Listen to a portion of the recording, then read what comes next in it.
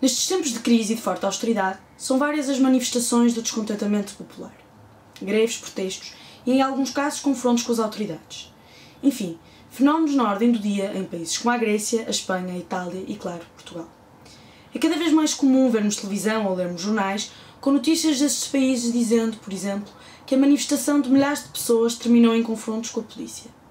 E, portanto, quando as manifestações resvalam para confrontos com as autoridades, isso é dado como o agravar do descontentamento ou como um reflexo ainda mais severo da crise social instalada.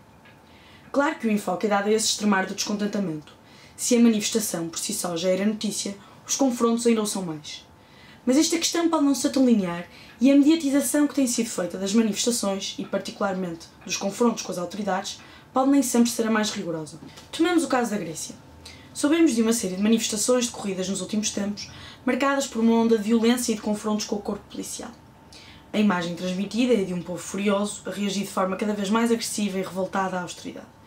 E o que fica muitas vezes por dizer é que esta postura extremista anti-governo não representa necessariamente a revolta de quem manifesta contra a austeridade, contra a troika, etc. Fica por dizer que parte significativa dos atores destes confrontos pertence a movimentos anarquistas e que antes da crise já existia um grande historial de hostilidade entre anarquistas e corpo policial. A Grécia é um país com uma cultura de anarquia muito forte. Em 2008, por exemplo, um polícia assassinou um rapaz num bairro anarquista de Atenas e isso desencadeou uma onda de motins sem precedentes e um estigma que dura até hoje. O tratamento dado a determinadas manifestações pode, então, não corresponder exatamente ao que acontece. O treinador português, Fernando Santos, por exemplo, mora na Grécia e no ano passado veio dizer à televisão nacional que o que se transmitia nos mídias era uma representação exagerada e pouco clara do que se passava em Atenas. É claro que a crise e a austeridade geram convulsão social, mas a mediatização excessiva e que omite aspectos importantes pode enfraquecer a compreensão destes fenómenos. Portugal começa a ser palco de confrontos semelhantes, como os que ocorreram na greve geral de dia 14 em Lisboa. Associar esses confrontos aos manifestantes será sempre a reação mais imediata de todos. Mas o Ministro da Administração Interna, Miguel Macedo, deixou claro que é importante saber distinguir entre quem manifesta e quem, como disse o próprio Ministro, é meia dúzia de profissionais da desordem e da provocação.